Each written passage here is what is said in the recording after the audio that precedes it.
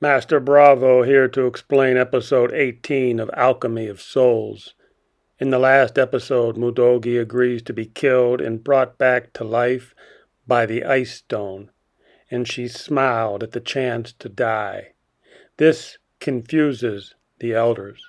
They do not understand Mudogi because they think she is a mere maid, when in fact not only is she Naksu, the shadow assassin, but deep down inside of her is Bu-yeon, the one who can control the Ice Stone.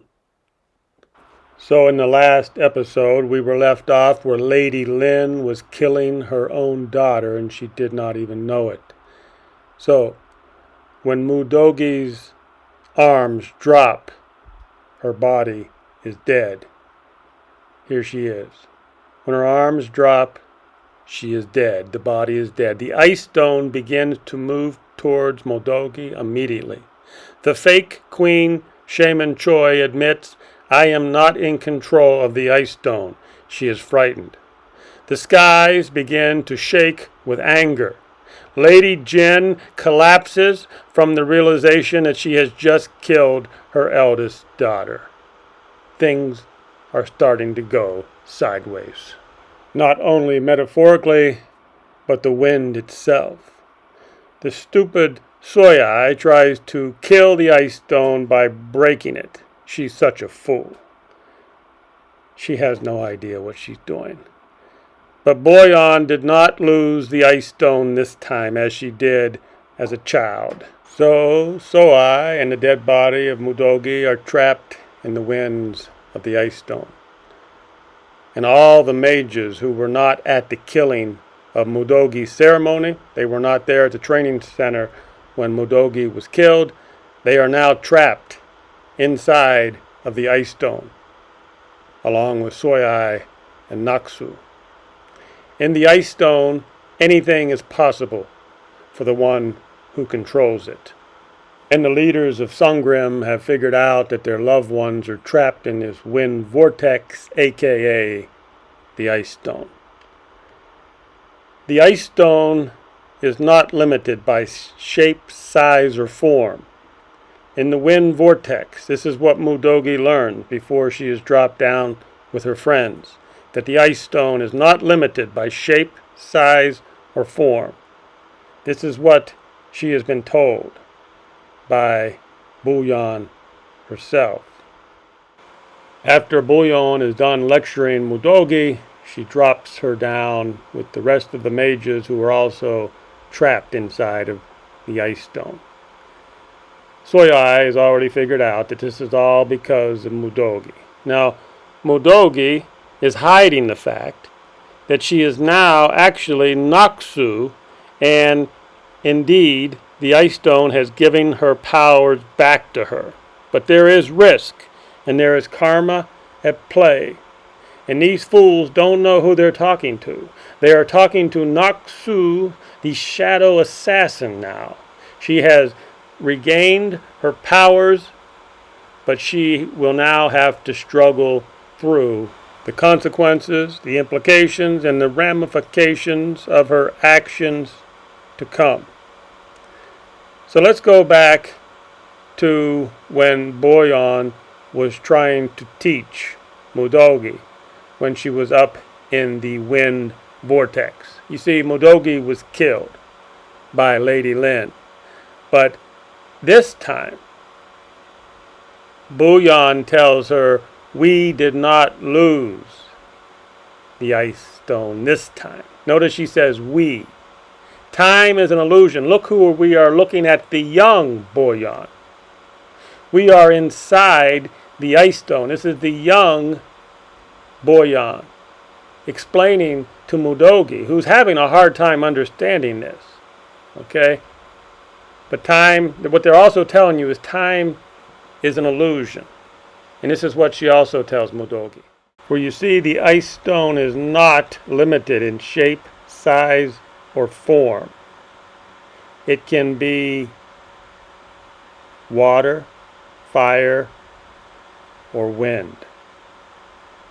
The young Bu-yeon is trying to teach Mudogi. But Mudogi, who's still confused, she said, well, is the ice stone mine now? And then the young Bu-yeon is disappointed and fades away. She says no one can truly own the ice stone. And now, but Bu-yeon returns, but now she's the older Bu-yeon. Time is an illusion. You can only use the power of the ice stone. You cannot own it. If you pull, you will get pushed. If you earn one, you will lose the other.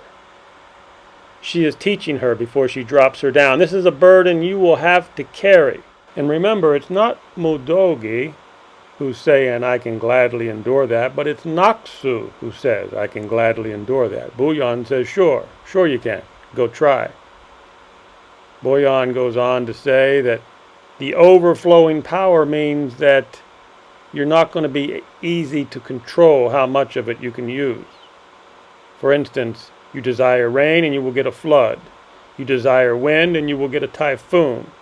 See, Mudogi, aka Naksu, she does not know what she's about ready to get into. She's going to have to learn the hard way, but she cannot help herself, and she has to insult Bu-yeon before she leaves. What are you? Are you some sort of relic from Jinyoan?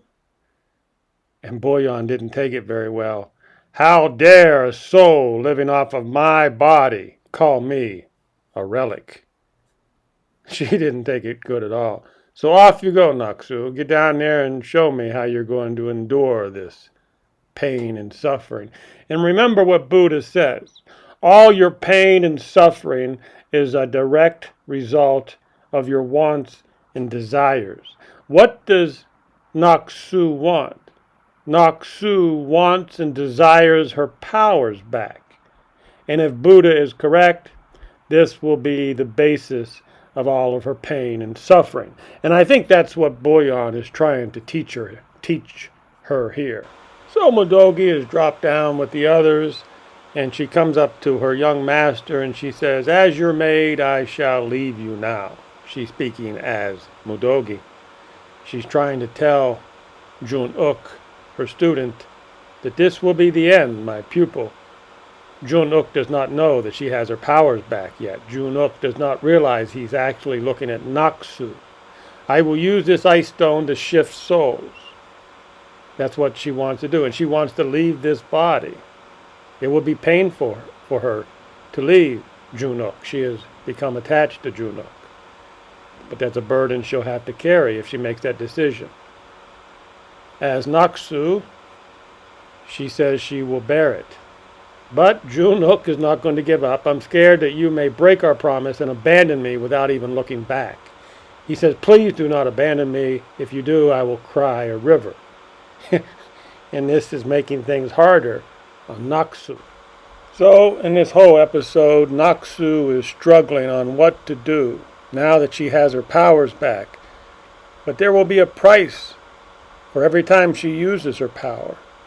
And she still feels like servant maid Mudogi. But inside the ice stone, Naksu can leave Mudogi's body and enter a stronger body. The price will be high. Everybody who showed her love and affection as Mudogi, they will all have to die if she is to shift in a new body and become a stronger Naksu. The old Naksu would have killed them in an instant. But this is the new Naksu. And she is struggling to be this cold. Like I said, the whole episode, Naksu struggles with the consequences. If she shifts into another body, all the people she has come to have feelings for will die. They will all literally die. And she will be totally back to being Naksu, the shadow assassin. But she is showing weakness here, or kindness. And instead of her draining everybody's energy, she will let a soul shifter who is also trapped there in the ice stone with them. There's a soul shifter there, and he's running wild. He's killing everybody. She's decided she will just let the soul shifter kill everybody. Kill them all. Because she no longer has the will to do it herself.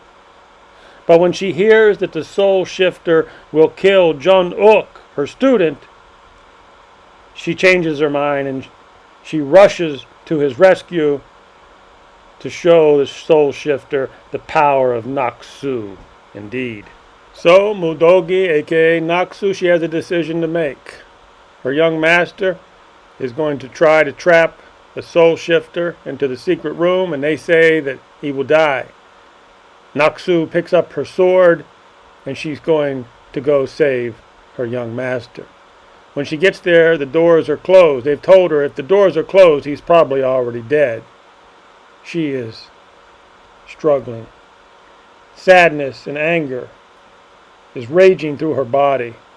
She opens the door, and now she only has one thing on her mind, and that is revenge. She will kill the soul shifter. He had no chance of surviving her rage. But when he turns around with confidence and arrogance, he has no idea who he's looking at. He's looking at Naksu, the shadow assassin, who has taken down literally 1,000 like him before with no problem. But she is more than focused now. She takes her sword out.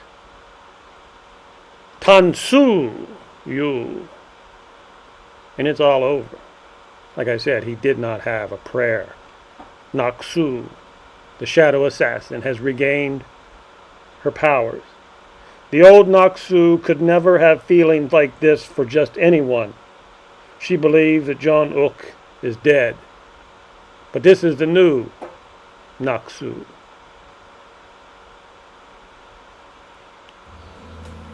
And she must endure.